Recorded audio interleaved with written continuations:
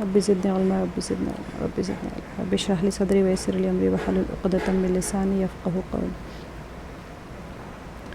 ہمارا جو ہے سورہ شورى، بسم اللہ الرحمن الرحیم، پہلی آیت حامیم سے شروع ہوئی، حامیم عین سین قاف، یہ بھی حروف مقطعات میں سے ہے۔ اس کی بہت تشریح ہے، لیکن میں اس کی تشریح نہیں لے رہی ہوں اس کی، کہ بس اتنا ہے کہ حروف مقطعات کا میں نے آپ لوگوں کو بتایا تھا، حامیم سے بھی شروع ہو رہا ہے، اور اس کے ساتھ فوراً دوسری آیت میں عین سین قاف آیا ہے، یہ مد آیا ہے، 5 حرکات اس کو کھینچنا ہوتا ہے، عین سین قاف، اس طرح لمبا سے کھینچنا ہوتا ہے اس کو۔ حروف مقطعات کو الگ الگ پڑھتے ہیں، جیسے پہلے بھی ہم نے پڑھا حامیم، 5 حرکات کھینچنا ہوتا ہے اس کو، ٹھیک ہے۔ تو بسم اللہ الرحمن الرحیم، اب ہمارا جو ہے آیت نمبر 3 پہ آ جاتے ہیں۔ کذالک یوحی، اب میں نے کل آپ لوگوں کو اس کی ساری تفصیل بتائی تھی سورہ شورى کی، کہ اللہ سبحانہ وتعالیٰ نے جیسے فوراً حامیم سجدہ جو ہم نے کیا تھا پیچھے سورہ فصلت اور حامیم سجدہ سے، اسی کے ساتھ میں مضامین سارے کے سارے اسی کے ساتھ میں جوڑے ہوئے ہیں، اس کے اندر جو کانٹینٹ ہمارا چلا آ رہا تھا اسی کا کنٹینیوشن یہ سورہ کے اندر بھی ہے۔ اس کے اندر خاص طور سے شروع کی آیات، جیسے میں نے آپ لوگوں کو بتایا ہے کہ کل میں نے آپ لوگوں کو بتایا تھا کہ آیت نمبر 1 سے لے کے 2 تک اس کے اندر قرآنی وحی اور صفات الہی کا تعارف اور شرک کا ابطال ہے، ٹھیک ہے۔ آیت نمبر 1 سے لے کے 12 تک بہت اہم آیات ہیں یہ، کہ اللہ سبحانہ وتعالیٰ کس طرح سے، اور بلکہ یہ پوری کی پوری صورتیں اتنی زیادہ پاورفل ہیں، اتنی زیادہ مطلب قوت کے اعتبار سے، پاور کے اعتبار سے، اور اللہ سبحانہ وتعالیٰ کی کبریائی جو اس کے اندر بیان ہو رہی ہیں، بلکہ اللہ کا خطبہ ہے، تو وحی کی روشنی میں اقامت دین کی جو مشروعیت ہے اس کو سمجھنا، اجتماعی نظم قائم کرنے کی طرف اللہ سبحانہ وتعالیٰ یہ سورہ کے اندر بیان فرما رہے ہیں بار بار۔ تو اب یہ جو آیت ہے اس کے اندر حامیم کذالک، اللہ سبحانہ وتعالیٰ اس کے اندر جو فرما رہے ہیں کذالک یوحی، اسی طرح وحی کرتا رہا، الیکا، آپ کی طرف، ہم نے کل پڑھ لیا تھا، الیکا آپ نے دیکھا تھا، آپ کی طرف ہم نے پڑھا تھا، الہ ہم نے کہا تھا طرف، تو الیکا آپ کی طرف، و الی پھر اور طرف، الذین ان لوگوں کے، من بھی ہم نے کر لیا تھا سے، الذین من قبلک آپ سے قبل، آپ سے پہلے، اللہ العزیز الحکیم، اللہ تعالیٰ غالب حکمت والا ہے۔ جو ہم نے گرامر کے پوائنٹس پڑھے تھے اس کو بھی یہاں پر اپلائی کرتے رہیے گا، آپ لوگوں کو یاد بھی ہوتا رہے گا۔ اب اللہ سبحانہ تعالیٰ فرما رہے ہیں کذالک یوحی الیکا، اسی طرح اللہ غالب حکیم تمہاری طرف، الیکا تمہاری طرف، وإلی الذین من قبلک، اور تم سے پہلے گزرے ہوئے رسولوں کی طرف، کیا کرتے تھے؟ من قبلک اللہ العزیز الحکیم، یعنی کہ وحی کرتے ہیں، اللہ یوحی جو پہلے شروع میں بتا دیا، یوحی یعنی وحی کرتے ہیں آپ کی طرف اور آپ سے پچھلے قوموں کی طرف، اور اللہ تعالیٰ کیا ہے یہاں پر عزیز الحکیم کو پہلے لے لیا، اللہ غالب اور حکیم کی طرف سے ہے، ٹھیک ہے۔ اب اس کے اندر اللہ سبحانہ وتعالیٰ حروف مقطعات کے بعد میں حسب معمول وحی اور قرآن کی بات شروع ہوتی ہے، ڈائریکٹلی یہاں پر قرآن کی بات شروع ہو رہی ہے، کیا ارشاد فرمانے، اسی طرح اللہ سبحانہ وتعالیٰ عزیز اور حکیم، پہلے سب سے پہلے تو یہاں پر ہم دیکھیں گے 7 صفات ان آیات میں، آنے والی 3 آیات میں اللہ سبحانہ وتعالیٰ کی 7 صفات بیان کی جا رہی ہیں، وہ دیکھیں گے یہاں پر عزیز اور حکیم ہے، اللہ تعالیٰ جو عزیز اور حکیم، اللہ تعالیٰ آپ کی طرف اور آپ سے پہلے انبیاؤں کی طرف وحی کرتے ہیں۔ اب کذالک کا جو کلمہ ہے، اسی طرح، اصل میں یہ اس سورہ کی عظیم مطالب اور جتنے بھی بڑے بڑی مطالب اور جتنے مضامین ہیں اس کی طرف اشارہ ہے، اسی طرح یعنی کہ کس طرح جو اس سورہ میں تمام مباحث چلے آ رہے ہیں ہمارے، اسی طرح اللہ سبحانہ وتعالیٰ نے پہلے بھی بیان کیا ہے، وحی جو نازل ہو رہی ہیں یہ کیسے آیا ہے، ہر جگہ ایک ہی ہیں، اس کا سرچشمہ جو ہوتا ہے، یعنی اللہ سبحانہ وتعالیٰ کی طرف سے ہی وحی نازل ہوتی ہے، کوئی بندہ اپنی طرف سے ایجاد نہیں کر رہا ہے وحی کو، یعنی جو اللہ تعالیٰ کے احکامات ہے وہ من جانب اللہ جو ہوتے ہیں وحی کے ذریعے آتے ہیں، تو اللہ سبحانہ وتعالیٰ فرما رہے ہیں کہ وحی کا جو ایک سرچشمہ ہوتا ہے، جو اس کا منبع ہوتا ہے، جہاں سے اوریجن ہوتی ہیں، وہ ایک ہی ہیں، اور وہ ہیں اللہ سبحانہ وتعالیٰ، جو تمام عالم کا علم اور اللہ سبحانہ وتعالیٰ اس کی قدرت اور تمام انبیاء کی وحی کے ذریعے سے اللہ سبحانہ وتعالیٰ جو بھی مطالب ہیں، جو بھی مضامین ہیں، اس کے اس کے اصول اور قواعد بھی ایک جیسے ہی ہوتے ہیں. جیسے میں نے آپ لوگوں کو کل خلاصے میں بتایا تھا کہ دین جو ہوتا ہے وہ ہر زمانہ بدلتا گیا، وسائل بدلتے گئے، لوگ بدلتے گئے، اور جو نبی آتے تھے وہ بھی بدلتے گئے، یعنی شخص بھی بدلا، زمانہ بھی بدلا، نزول کا وقت بھی، جس کو بتایا گیا وہ بھی بدل گئے، سارا کچھ بدل گیا. لیکن ایک کیا تھی؟ بات تھی، جو دین ایک تھا. وحی کے جو مطالب اور مضامین تھے وہ سب ایک ہی تھے. ہر زمانے میں جب بھی آئے نبی، اور ایسے وقت میں نبی آتے تھے جب سب کچھ ختم ہو چکا ہوتا ہے، سارے تحریف ہو چکی تھی کتابوں میں، اس وقت انبیاء آتے تھے، اور ان کو کس نے سکھایا؟ کتابیں جو موجود ہیں وہ تو سب غلط ہیں، انہوں نے تو اس کے اندر تحریف کر دی. تو پھر نبی کو کیسے پتہ چلا کہ یہی دین بولنا ہے سب کو؟ کیونکہ وہ من جانب اللہ ہے. سرچشمہ جب ایک ہی ہوتا ہے تو پھر بات بھی وہی ہوتی ہے. تو یہی وحی کے بارے میں اللہ سبحانہ وتعالیٰ ان آیت میں فرما رہے ہیں. اللہ سبحانہ وتعالیٰ عالم کا علم اور اس کی قدرت اور تمام انبیاء کی وحی کے جو مطالب اور مضامین بھی، اصول اور قواعد بھی ایک جیسے ہوتے ہیں. جبکہ وہی کیوں ہوتے ہیں ایک جیسے؟ کیونکہ سرچشمہ ایک ہی ہے. ہر وقت کے ان تمام، یعنی ہر زمانے میں، ہر وقت میں ان کی خصوصیات جو زمانے کی ضرورتوں کے مطابق ہوتی ہیں. اب کون سے زمانے میں نازل ہو رہی ہیں؟ اس زمانے کی ضروریات کے مطابق ہوتے ہیں. اب انسان ہے، انسان کے جو ارتقائی مراحل ہوتے ہیں، ارتقاء کسے کہتے ہیں؟ ایوالو ہو رہا ہے انسان. اب آپ کہیں آدم علیہ السلام کے زمانے میں جو حالات تھے، پتھر تھے، پتھر رگڑ کے آگ نکالتے تھے، اور درخت ہوتے تھے، وہ درخت کے پتے لپیٹ لیتے تھے اور پتہ نہیں کچھ کھا پی لیتے تھے. اس زمانے میں وہ زمانے کے احکامات الگ ہوتے تھے. اب انسان ایوالو ہو گیا. ایولیوشن آف ہیومن بینگ کیسے ہوئی تھی؟ سٹون ایج سے لے کے اب میڈیول ایج سے لے کے اب سب سے ایڈوانسڈ ایج میں ہے انسان. تو جو ارتقائی مراحل ہوتے ہیں اس کو پیش نظر رکھتے ہوئے تمام وحی کے سارے اصول اور ضوابط اور خصوصیات اور ضروریات سارے انسان کے تبدیل ہوتے ہیں. تو پھر احکامات بھی تبدیل ہوتے چلے آئے ہیں. اس زمانے میں ہو سکتا ہے کہ کوئی بیع و شرع نہیں ہوتی تھی، خرید و فروخت نہیں ہوتی تھی، تو وہاں پر سود کا سسٹم ہی نہیں تھا. سود کہاں سے آئے گا بتائیں؟ آدم علیہ السلام کے زمانے میں یا نوح علیہ السلام کے زمانے میں شاید کہ سود کا سسٹم نہیں تھا، تو سود کے احکامات نہیں نازل ہوئے تھے.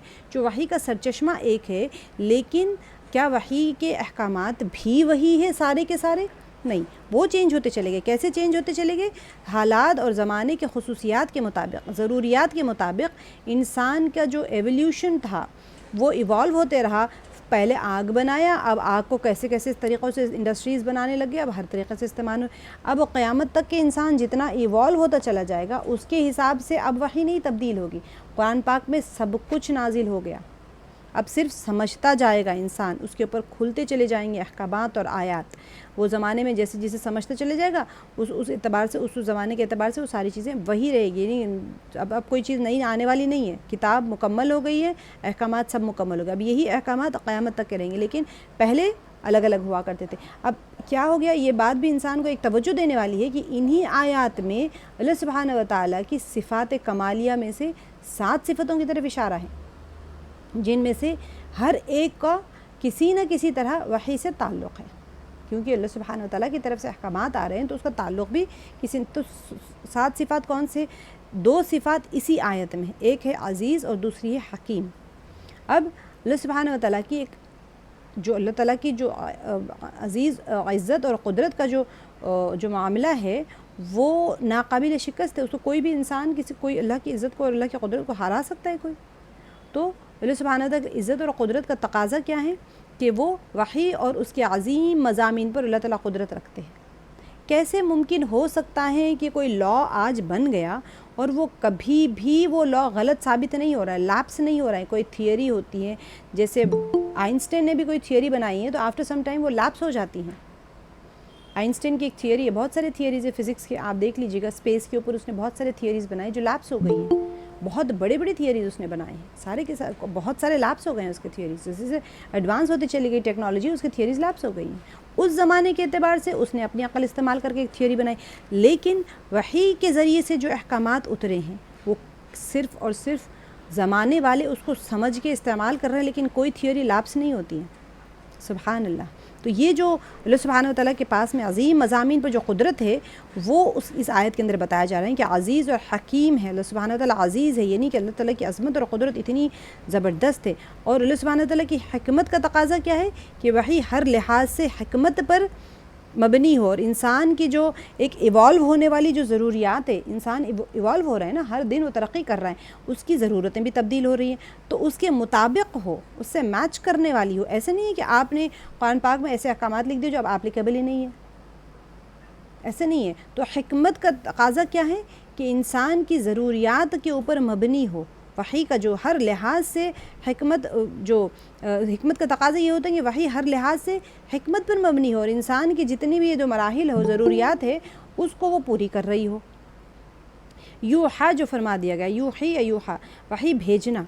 اب یہ اصل میں کیا ہے؟ فعل مضارع ہے، یعنی کہ پریزنٹ ٹینس. اور اچھا یہ اس کے اوپر کیا ہوتے ہیں؟ آغاز خلقت جو اللہ سبحانہ تعالیٰ نے ساری خلقت کا جو آغاز کیا تھا آدم علیہ السلام سے لے کر آخری نبی صلی اللہ علیہ وسلم تک، اب کیا ہے؟ پریزنٹ ٹینس جو ہمارا ہوتا ہے نا، اس کا مطلب آپ کو پتہ ہے کہ اگر میں کہوں کہ شی از رننگ، وہ بھاگ رہی ہیں اور بھاگتی ہی رہ رہی ہیں، تو کہتے ہیں ریپیٹیشن ہوتا ہے، استمرار ہوتا ہے اس کے اندر. استمرار مطلب ہے کہ انسان کر رہا ہے کنٹینیوسلی وہ کام. تو جب ہم عربی میں لیتے ہیں فعل مضارع جب ہم کہتے ہیں تو اس کے اندر کیا ہوتا ہے کہ ریپیٹیشن آف اے ورک ہوتا ہے، تسلسل رہتا ہے، کنٹینیوشن رہتا ہے. اگر کھا رہا ہے کوئی بندہ، اگر میں کہوں پریزنٹ ٹینس میں، جب تک میں نے دیکھا ہے وہ بندہ کھا رہا ہے، تو کھاتا ہی رہ رہا ہے وہ، میں جب تک وہاں پر ہوں وہ بندہ کھا رہا ہے. تو مطلب کیا ہے کہ وہ کھانے میں تسلسل ہے. اگر کھا چکا ہے تو کہیں گے وہ اس نے کھا لیا، تو وہ ٹینس بدل جائے گا، پاسٹ ٹینس ہو جائے گا، ماضی ہو جائے گا. وہ مستقبل میں اگر کوئی بندہ ایک کام کر رہا ہے، مطلب وہ کام کر رہا ہے، تو اس کے اندر کیا ہے؟ تسلسل ہے. تو یوحا جو یوحی یا وحی کا جو نزول ہے، وحی کا جو بھیجنا ہے، یہاں پر بھی پریزنٹ ٹینس استعمال ہوا ہے. اس کا مطلب یہ ہے کہ آغاز خلقت آدم علیہ السلام سے لے کر نبی پاک صلی اللہ علیہ وسلم تک، کیونکہ مخاطب کون ہے یہاں پر؟ نبی پاک صلی اللہ علیہ وسلم ہے. اب یہ نہیں کہا کہ انسانوں کو مخاطب ہو کے کہیں گے، تو وہاں پر پھر اب ایسے نہیں ہے کہ وحی ابھی بھی آ رہی ہے، وحی کا نزول اب نہیں ہو رہا ہے. تو یہ کیا ہے کہ نبی پاک صلی اللہ علیہ وسلم تک وحی نازل ہو رہی ہے تسلسل کے ساتھ میں. اس کے بعد میں ختم ہو گیا، اب نہیں، وحی کا دروازہ بند ہو گیا، اب کوئی وحی نازل نہیں ہوگی. تو یہاں پر ہم نے کیا دیکھا ہے آیت میں؟ اللہ سبحانہ تعالیٰ فرما رہے ہیں کہ اسی طرح وحی کرتے ہیں اللہ تعالیٰ آپ کی طرف اور ان لوگوں کی طرف جو آپ سے پہلے تھے. اور اللہ تعالیٰ جو نہایت غالب بہت حکمت والے ہیں، یعنی کہ آپ سے پہلے والوں کے پاس بھی وحی نازل ہو رہی تھی، آپ کے پاس بھی وحی کا نزول ہے.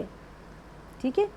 تو آگے اللہ سبحانہ وتعالیٰ فرما رہے ہیں لہو ما فی السماوات، اسی کے لیے. لہو ہم نے آلریڈی دیکھے، گرامر میں دیکھ لیا. اب آپ کو بہت اچھے طریقے سے وہ سارے جو ہم نے گرامر میں جو کیا ہے وہ آپ کو سمجھ آتا جائے گا. اس کے لیے ہی، ما جو، فی میں، سماواتی آسمانوں، وما فی الارض اور جو کچھ بھی ہیں آسمانوں میں، بھی ترجمے کے اعتبار سے ہم اس کو کریں گے، اور جو کچھ بھی ہے آسمانوں میں اور زمین میں، وہ ہوا، اور وہ علی العظیم بلند ہے، بہت بڑے ہیں. یعنی آسمانوں اور زمین میں جو کچھ بھی ہے اسی کا ہے، یعنی اللہ رب العزت کا ہے، وہ برتر اور عظیم ہیں. اب یہاں پر ہم نے دیکھا دو ہم نے صفات پڑھ لی اللہ تعالیٰ کے اوپر.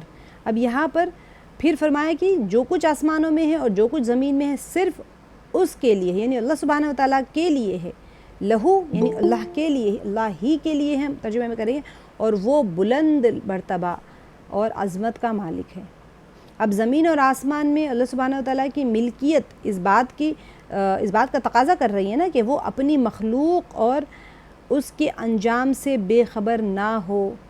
جو کچھ بھی ہے اللہ سبحانہ وتعالیٰ کی ملکیت میں ہے. تو کیا مطلب ہوا کہ انسان کوئی ایسا نہ ہو کہ بھئی چلو ٹھیک ہے جو مرضی کرو نا. تو یہ ساری چیزیں جو کچھ بھی اللہ کی ملکیت ہے، یعنی آپ بھی اللہ کی ملکیت میں ہے، اور ہم جو کر رہے ہیں وہ سارا اللہ تعالیٰ کو پتہ ہے، اور اس کا انجام بھی اللہ تعالیٰ جانتے ہیں. تو انسان اس کے انجام سے بے خبر نہ ہو جائے، بلکہ جتنے بھی امور کو اللہ تعالیٰ سمجھا رہے ہیں، اور جتنی چیزیں ہو رہی ہیں دنیا میں، وہ سارے کچھ اللہ سبحانہ وتعالیٰ سنبھالے ہوئے ہیں اور وحی کے ذریعے سے ان کی ضروریات کو پورا کر رہے ہیں. اور یہ اللہ تعالیٰ کی جو مذکورہ 7 میں نے آپ کو بتایا 7 صفات ہے، اس میں سے یہ تیسری صفت ہے کہ لہو ما فی السماوات و ما فی الارض. تو جو کچھ بھی زمین اور آسمان میں سب اللہ تعالیٰ کا ہے، اور اللہ تعالیٰ اس کو سنبھالے بھی ہوئے ہیں اور اس کی ضروریات کو پوری بھی فرما رہے ہیں.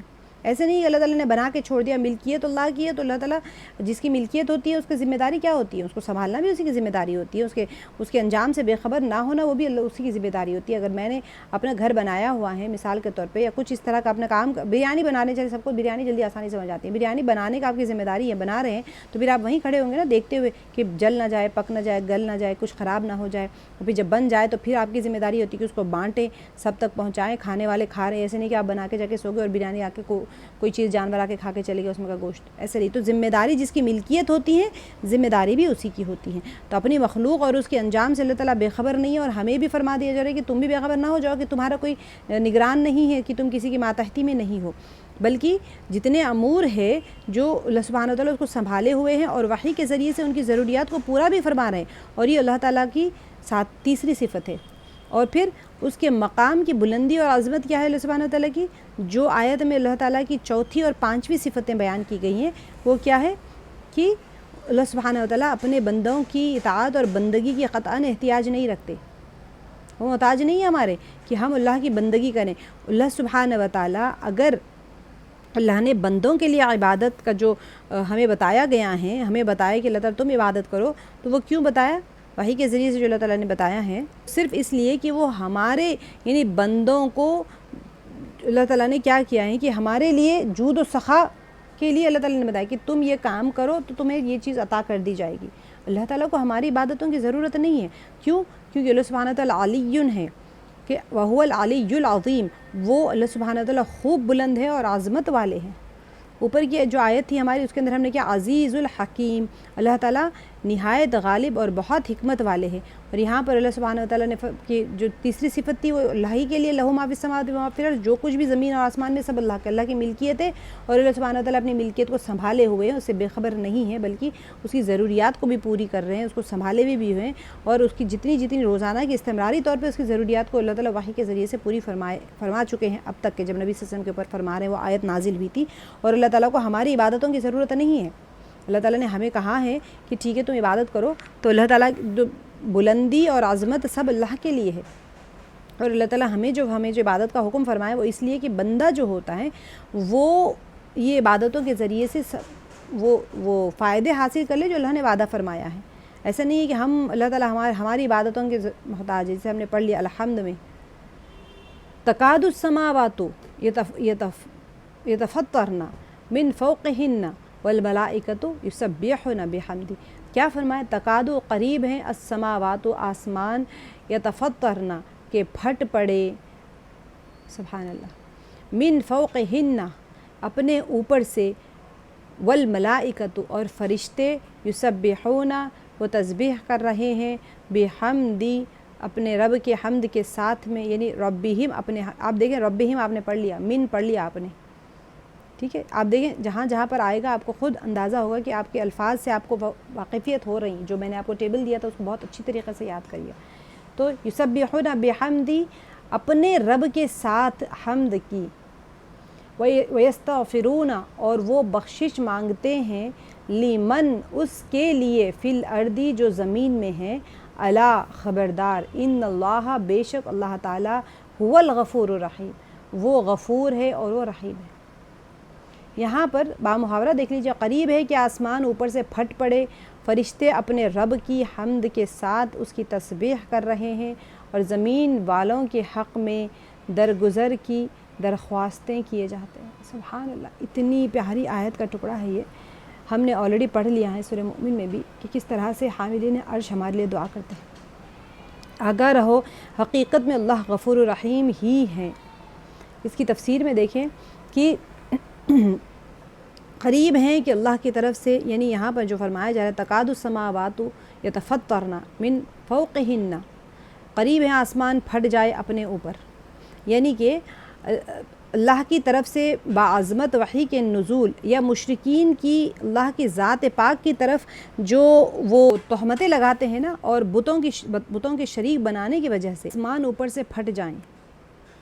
یہ جیسا کہ ہم آگے کی آیت کا ٹکڑا میں آپ کو سمجھاتی ہوں، اتنا آیت اس کو سمجھتے ہیں، اس کی تفسیر دیکھتے ہیں، تکاد السماوات یتفطرن من فوقہن، یہاں پر ہم ایک پیچھے اشارہ ہو گیا ہے کہ اس جملے کی دو طرح سے تفسیر ہوتی ہے۔ سبحانہ و تعالیٰ جب قرآن پاک اللہ کی وحی جو نازل ہو رہی ہیں، اللہ سبحانہ و تعالیٰ کی عظمت اور اس کے جلال جو ہوتا ہے اس کی وجہ سے جب حکم دیا گیا ہے، دیکھیں سورہ حشر میں ہے، اگر ہم اس قرآن کو پہاڑ پر نازل کرتے تو تم دیکھتے کہ خوف خدا کی وجہ سے خاشع ہو جاتے اور پھٹ جاتے، یعنی کہ جب وحی قرآن پاک کا جو اس کا جو عظمت ہے، اس کی جو جلال ہے، اس کی جو وہ ہے، اس کی وجہ سے اگر آسمان کے اوپر اگر ہم قرآن پاک، یہ سورہ حشر کی آیت نمبر 21 ہے میرے خیال میں، یہ کہ اگر ہم اس قرآن کو پہاڑ پر نازل کرتے تو تم دیکھتے کہ خوف خدا کی وجہ سے خاشع ہو جاتے اور پھٹ جاتے قرآن۔ تو اسی طرح سے اللہ تعالیٰ یہ جو کلام ہے، اللہ کی کلام ہے، آسمان سے جس کا نزول پہاڑوں پر ایک لرزہ طاری کر دیتا ہے اور قریب ہے کہ انہیں ٹکڑے ٹکڑے کر دیتا ہے۔ جو آسمان سے قرآن پاک جو وحی کے ذریعے سے نازل ہو رہی ہیں تو پہاڑ ہی ٹوٹ پھوٹ جاتا، اگر واقعاً یہ پہاڑ پر نازل ہوتا تو انہیں ریزہ ریزہ کر دیتا، کیونکہ یہ اللہ تعالیٰ کا عظیم کلام ہے۔ تو یہ تو صرف اس ضدی مزاج اور ہردرم انسان کا دل ہے جو نہ تو نرم ہوتا ہے اور نہ ہی اس کے آگے جھکتا ہے۔ دوسری تفسیر کیا ہوگی اس کی؟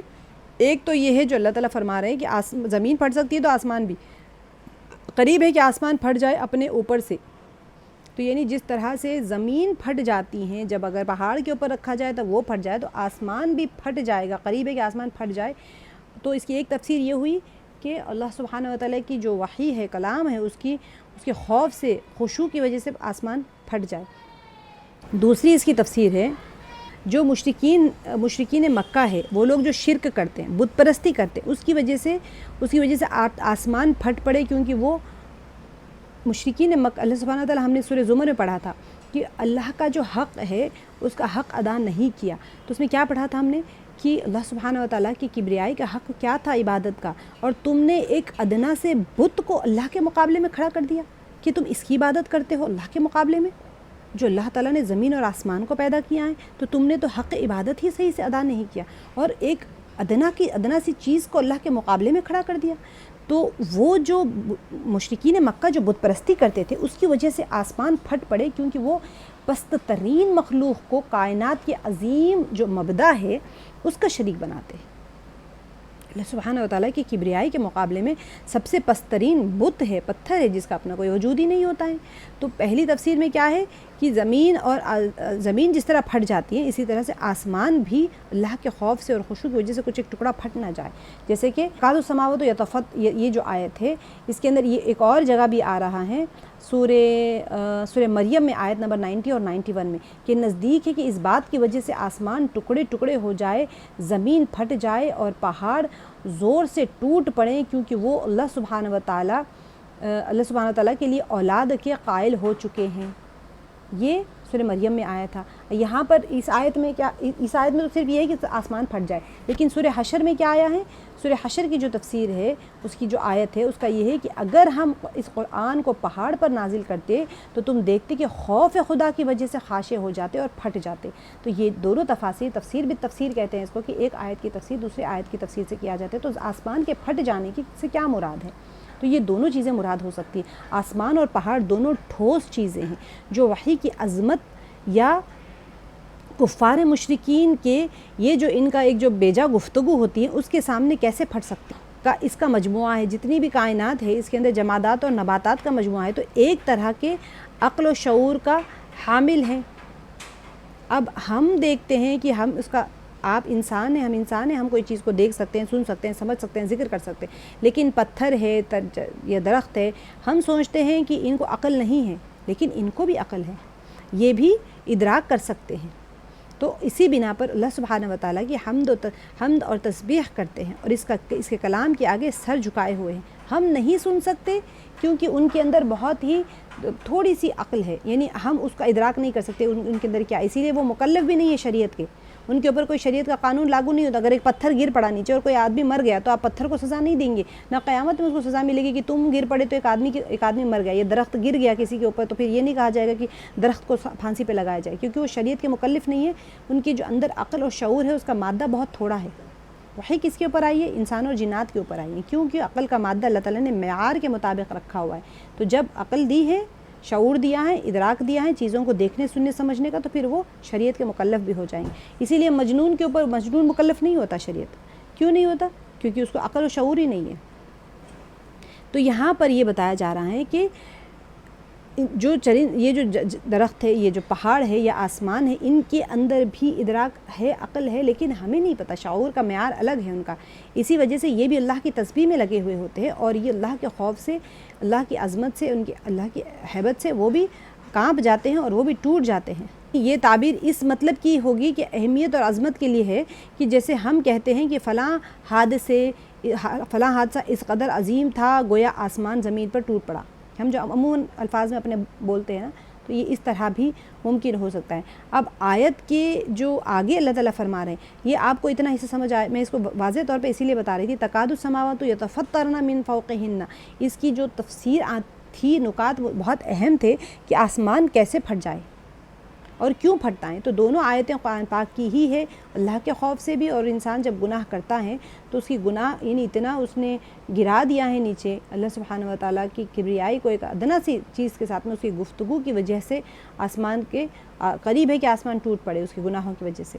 آگے جو اللہ تعالیٰ فرما رہے ہیں کہ فرشتے اپنے رب کی تسبیح اور حمد بجا لاتے ہیں اور زمین میں رہنے والوں کے لیے استغفار کرتے ہیں۔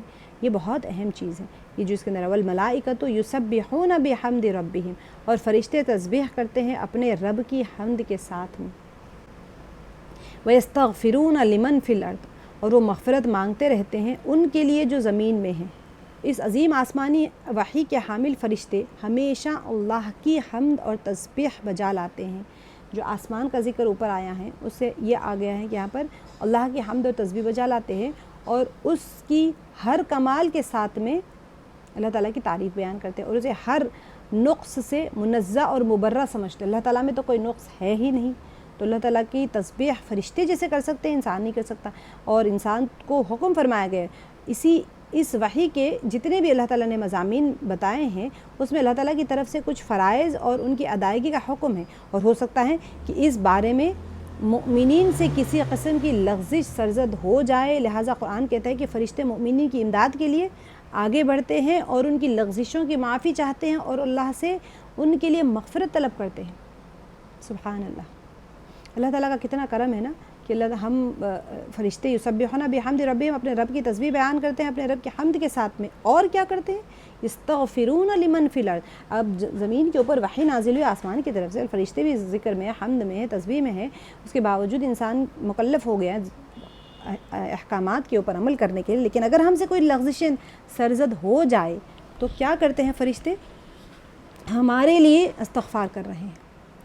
سبحان اللہ، کہ اللہ سبحانہ و تعالیٰ ان کو ہمارے لیے استغفار کرنے کے لیے مقرر فرما دیا ہے۔ لیکن دوسری تفسیر کی بنا پر کیا ہو جائے گا؟ ملائکہ کی حمد تسبیح اللہ سبحانہ و تعالیٰ کی دی جانے والی شرک کی نسبت کے سلسلے میں ہے۔ ایک تفسیر یہ تھی کہ جو مشرکین مکہ تھے وہ اللہ کے ساتھ میں شریک ٹھہراتے تھے، جس کی وجہ سے ممکن ہے کہ ان کے اس گناہ کی وجہ سے آسمان پھٹ جائے۔ اگر ہم اس تفسیر سے کنیکٹ کر لیں گے تو پھر یہ ہوگا کہ مشرکین جو لوگ بت پرستش میں لگے ہوئے ہیں، گناہ میں لگے ہوئے ہیں، تو فرشتے اس کے مقابلے میں، اس کی نسبت میں اللہ سبحانہ و تعالیٰ ان کو ذکر میں لگائے ہوئے ہیں کہ تمہارے ذکر کی، تمہاری عبادت کی، تمہاری پرستش کی ضرورت ہی نہیں ہے اللہ سبحانہ و تعالیٰ کے پاس، تو فرشتے ہی عبادت کرنے کے لیے۔ اور ان کے استغفار بھی مشرکین کے لیے ہیں کہ وہ بیدار ہو کر ایمان لے آئیں، توحید کی راہ پر چلنے لگ جائیں۔ یہ دوسری تفسیر ہے۔ اچھا، جب فرشتے مؤمنین کے بارے میں ان کے اس عظیم گناہ کے لیے استغفار کرتے ہیں تو دوسرے گناہوں کے لیے تو کون سا گناہ ہے؟ انسان جو اللہ تعالیٰ کے احکامات ہے اس کے اوپر عمل نہیں کر رہا ہے، تو مؤمنین کے لیے اللہ سبحانہ تعالیٰ کی طرف سے ہے کہ فرشتے اس کے لیے استغفار کرتے ہیں۔ جو اتنے بڑے گناہ، جو لغزشیں ہو رہی ہیں، تو چھوٹے موٹے گناہ کے لیے تو بدرجہ اولا استغفار کریں گے۔ اور آیت میں استغفار کا مطلق ہونا بھی یہ اس بات کی طرف اشارہ کر رہا ہے کہ عظیم خوشخبری کے مانند سورہ مومن میں ہم نے پڑھ لیا ہے۔ سورہ مومن کا آپ لوگ کو یاد ہے نا، حاملین عرش کے جو فرشتے عرش کے اطراف میں ہیں، حاملین یعنی عرش کو اٹھانے والے جو فرشتے، اور اس کے اطراف میں اتنی زیادہ فرشتوں کی تعداد ہے، اپنے پروردگار کے حمد تسبیح بجا لاتے ہیں اور مؤمنین کے لیے استغفار کرتے ہیں اور کہتے ہیں کہ پروردگار، آپ کی رحمت اور علم نے ہر چیز کا احاطہ کیے ہوئے ہیں، جن مومنین نے آپ کے راستے کی پیروی کی۔ یہ میں صرف ترجمہ پڑھ رہی ہوں سورہ مومن کی آیت کا، سورہ مومن کی 7ویں آیت ہے، یہ 7 آیت میں، تو وہ کیا ہے اس کا ترجمہ کہ مومنین نے آپ کے راستے کی پیروی کی ہے، انہیں بخش دیجیے۔ آخر میں اللہ سبحانہ و تعالیٰ عالم کی چھٹی اور ساتویں صفت کا ذکر فرمایا گیا ہے یہاں پر اللہ سبحانہ تعالیٰ کی، جو رحمت اور مغفرت کے بارے میں ہیں اور مسئلہ وحی اور اس کے مطالب اور مضامین جو ہے اس کو مؤمنین کے فرائض کے سلسلے میں ہیں۔ آگے اللہ تعالیٰ فرما رہے ہیں، ارشاد ہو رہا ہے۔ اچھا، اہم چیز کیا ہے آپ کو یہاں پر میں ایک بات بتاتے چلوں کہ مؤمنین فرشتے جو حاملین عرش ہے، یہاں پر جو فرمایا جا رہا ہے یستغفرون لمن فی الارض، تو لمن فی الارض میں کیا کفار بھی شامل ہے؟ جو کوئی بھی زمین میں ہوگا، ترجمہ اگر آپ دیکھیں گے تو یہاں پر کیا آ جائے گا، وہ بخشش مانگتے ہیں زمین والوں کے حق میں، تسبیح کریں اور زمین والوں کے حق میں درگزر کی درخواستیں کیے جاتے، تو زمین پہ تو سارے ہی ہیں، مومنین بھی ہے، کفار بھی ہے، تو کیا فرشتے کفار کے حق میں بھی دعا کر رہے ہیں یہاں پر؟ تو کیا مطلب یستغفرون لمن فی الارض کا جملہ مطلق ہے، جس سے معلوم ہوتا ہے کہ تمام روئے زمین پر رہنے والوں کے لیے فرشتے استغفار کرتے ہیں، چاہے مومن ہو یا کافر ہو، یا یہ بات ممکن ہے؟ تو یہ سوال کے جواب میں سورہ مومن کی 7ویں آیت میں دیا جا چکا ہے کہ جہاں فرمایا گیا ہے کہ استغفرون للذین آمنوا، وہ با ایمان لوگوں کے لیے استغفار کرتے ہیں، اور پھر یہ کہ فرشتے معصوم ہیں اور ان لوگوں کے لیے ہرگز محال ہو چیز ہے کہ وہ اس چیز کا تقاضا کریں جو کہ بخشش کی لیاقت ہی نہیں رکھتے ہو۔ جو کفار ہے ان کے لیے مغفرت کیسے طلب کی جا سکتی ہیں جبکہ وہ مغفرت کی لائق ہی نہیں ہے، ایمان ہی نہیں لائے؟ تو سورہ مومن کی آیت اس کا جواب ہے کہ کیا یہ ہر ایک کے لیے دعا کرتے ہیں؟ تو نہیں، تو صرف مومنین کے لیے دعا کرتے ہیں۔ اگر ان سے لغزشیں ہو جائے، اگر ان سے گناہ ہو جائے، ان سے کوتاہیاں ہو جائے، تو اللہ سبحانہ تعالیٰ کی بارگاہ میں دعا کرتے ہیں ہمارے حق میں۔ سبحان اللہ، 2 جگہوں پر اللہ تعالیٰ نے ہمیں دلیل دے دی ہے کہ فرشتوں کو اللہ تعالیٰ نے مقرر کر کے رکھا ہوا ہے ہماری لغزشوں کے لیے، اللہ کی بارگاہ میں وہ لوگ استغفار کر رہے ہیں۔ یہاں پر اللہ تعالیٰ آگے کی جو آیت کا ٹکڑا ہے، اللہ ان اللہ هو الغفور الرحیم، کہ جب وہ مغفرت طلب کرتے ہیں تو وہی بخشنے والا، نہایت رحم کرنے والا ہے۔ تو یہاں پر مغفرت کی دعا کی جا رہی ہیں، تو اسی لیے اللہ تعالیٰ کی صفت آئی ہے غفور الرحیم، اللہ تعالیٰ مغفرت کرتے ہیں اور رحمت کے ساتھ میں نے آپ کو پہلے ہی بتایا تھا کہ بخشش جو ہوتی ہے وہ سزا کے ساتھ بھی ہو سکتی ہے، رحمت کے ساتھ بھی ہو سکتی ہے۔ اللہ سبحانہ تعالیٰ جب بخشش کرتے ہیں، اگر آپ کو سزا دینے کے بعد میں بخشتے ہیں تو بخشنا، تو ویسے ہی جیسے ہم نے بنی اسرائیل کا میں نے آپ کو بتایا تھا واقعہ کہ جب وہ لوگ بت پرستش میں لگ گئے تھے، وہ گوشالہ پرستی میں جب لگ گئے تھے، تو بہت سارے یعنی ان کے کتنے 6 لاکھ کے تقریباً ان کے مرد جو ہے وہاں سے پل کو عبور کر کے، دریا کو عبور کر کے آئے تھے۔ اب اس میں صرف بچے اور عورتوں کو چھوڑ کے 6 لاکھ تھے وہ لوگ وہاں پر موسیٰ علیہ السلام کوہ طور پہ تورات شریف لانے کے لیے چلے گئے تھے، اور یہ لوگ وہاں پر کیا کر رہے تھے؟ بت پرستش میں لگ گئے تھے، گوشالہ پرستش میں۔ سامری جو تھا اس کے پاس اس نے کیا کیا تھا، جب وہ لوگ آ رہے تھے نا بنی اسرائیل چھوڑ کے اس کو فرعون کے پاس جو ان کا تھا چھوڑ کے، مصر کو چھوڑ کے جب آ رہے تھے، تو انہوں نے کیا کیا، ان کے جو لوگ تھے وہاں سے سونا جمع کر لیا، ہمارا اپنا سونا لے لیا ان لوگوں نے، وہ سونا لے کے آ گئے۔ اب سامری کیا کرتا تھا، سامری نے کہا کہ تم جس کے پاس سونا ہے سب لاؤ، اس نے پگھلا کے، وہ تو ایک وہ تھا گولڈ سمتھ تھا، وہ پگھلا کے اس نے اس کے بچے جو جبریل علیہ السلام جب آتے تھے وحی لے کر، تو اس نے وہ جو جبریل علیہ السلام کے گھوڑوں کے نیچے کی جو مٹی تھی وہ اٹھا کے رکھ لی تھی، اس نے وہ جو مٹی تھی وہ حیات تھی اس کے اندر، اس نے وہ جیسے ہی اس میں ڈال دیا، بچھڑے کے منہ میں ڈال دیا تو اس میں آواز آنے لگ گئی، تو اس نے اس کو کہا یہی تمہارا معبود ہے اور اسی کی عبادت کرنا ہے۔ سب لوگ عبادت کرنے لگے۔ جب ہارون علیہ السلام کو چھوڑ کے گئے تھے موسیٰ علیہ السلام، انہوں نے منع کیا مت کرو عبادت، گوشالہ پرستی مت کرو، لوگوں نے نہیں مانی، بہت تھوڑے لوگوں نے نہیں مانا، بہت سارے لوگوں نے مان لیا۔ اب جو گوشالہ پرستش میں لگ گئے تھے، جب موسیٰ علیہ السلام واپس آئے اور دعا کی تو اللہ تعالیٰ کی طرف سے سزا آ گئی ان کے اوپر۔ جب تو کہا گیا کہ اب ان لوگوں کو حکم دیا گیا کہ جو لوگ گوشالہ پرستش میں لگے ہوئے تھے ان کے پاس توبہ نہیں تھی، میں بار بار آپ لوگوں کو کہتی ہوں کہ توبہ ہماری امت کے لیے ہے، ان کے پاس سزائیں دی جاتی تھی، تو کہا گیا کہ آپ سب لوگ جو گوشالہ پرستش میں تھے اپنے اپنے گھروں کے سامنے، یا جہاں ان کے گھر تھے دار تھے جہاں بیٹھے ہوتے تھے، اپنے اپنے گھروں کے سامنے سر جھکا کے بیٹھ جائے، اور جنہوں نے پرستش نہیں کی وہ ان کا قتل کرے۔ تو کیسے قتل کر سکتے ہیں؟ رشتہ دار ایک دوسرے کا قتل کیسے کر سکتے ہیں؟ تو وہاں پر بادل بھیج دیا گیا، اندھیرا ہو گیا، پورا دن کے وقت میں اندھیرا، پورا رات کی طرح اندھیرا ہو گیا، اور وہ لوگ ایک دوسرے کا مطلب قتل کرنے لگے۔ کون لوگ؟ جنہوں نے گوشالہ پرستش نہیں کی، ان لوگوں کا جنہوں نے گوشالہ پرستش کی قتل کرنے لگے۔ صرف تلواروں کی کھنکھناہٹ اور چیخ و پکار کی آوازیں اور خون کی ندیاں بہہ رہی ہیں۔ تو جب موسیٰ علیہ السلام، ہارون علیہ السلام نے دعا کی، توبہ کی اللہ کے حضور میں، تو اللہ تعالیٰ نے توبہ قبول کر لی، اور پھر جتنے لوگ رہ گئے جن کا قتل نہیں ہوا ان سب کو اللہ تعالیٰ نے معاف کر دیا، اور جو قتل کر دیے گئے تھے وہ تو ویسے ہی قتل کے ذریعے سے معاف کر دیے گئے۔ آگے اللہ تعالیٰ نے فرمایا والذین اتخذوا وہ لوگ والذین اور وہ لوگ جنہوں نے اتخذوا بنا لیے من دونہ اللہ کے سوا کچھ دوست اولیاء، یعنی کچھ ان لوگوں نے جنہوں نے اللہ کے سوا اپنے دوست بنے، جن لوگوں نے اللہ سبحانہ وتعالیٰ کو چھوڑ کر اپنے کچھ دوسرے سرپرست بنا رکھے ہیں، اللہ ہی ان پر نگران ہے، آپ ان کے حوالے دار نہیں ہیں۔ اب یہاں پر پیچھے آیت میں شرک کے مسئلے کی طرف اشارہ ہو چکا ہے، لہٰذا کیا شرک کے مسئلے کی طرف اشارہ ہوا پر پیچھے کی آیت میں کہ یہاں پر جو ہم نے کیا ہے کہ تکاد السماوات یتفطرن من فوقہن، تو کیوں پھٹ کے ٹوٹ پڑے؟ کیونکہ یہ لوگ شرک کرتے تھے، اس کی گناہ کی نحوست کی وجہ سے ممکن ہے کہ پہاڑ ان کے اوپر ٹوٹ کے گر جائے۔ تو اس آیت میں جو اللہ تعالیٰ فرما رہے ہیں والذین اتخذوا من دونہ، کہ اللہ تعالیٰ یہاں پر اشارہ فرما رہے ہیں کہ پہلی آیت میں مشرکین کے انجام کی نشاندہی کی گئی ہے، ارشاد ہوتا ہے جن لوگوں نے اللہ کے علاوہ دوسرے لوگوں کو اپنا ولی بنایا ہے، اللہ ان کے اعمال کا حساب محفوظ رکھتا ہے اور ان کی نیتوں سے آگاہ ہے۔ والذین اتخذوا اور وہ لوگ جنہوں نے بنا لیے ہیں من دونہ اللہ کے سوا اولیاء، اللہ من دونہ یعنی اللہ کے سوا اور کارساز، اللہ حفیظ علیہم، اللہ ان پر نگران ہے، وما انت علیہم اور نہیں ہیں آپ ان پر ہرگز کوئی ذمہ دار۔ اب کے موقع پر ہی ان کا حساب چکا دیں اور انہیں ضروری سزا دے دیں۔ پھر روئے سخن کون ہے یہاں پر؟ نبی پاک صلی اللہ علیہ وسلم ہے، ان کی طرف اشارہ کر کے فرمایا ہے کہ آپ کا یہ کام نہیں ہے کہ انہیں حق قبول کرنے پر مجبور کریں، وما انت علیہم بوکیل، آپ کا کام تو صرف کیا ہے؟ تبلیغ رسالت، نبی کا کام یہ ہوتا ہے کہ آپ اللہ تعالیٰ کے احکامات ان تک پہنچا دیں، بس ختم۔ اور اللہ کے احکام جو بھی ہوتے ہیں بندوں تک پہنچانا آپ کا کام ہے۔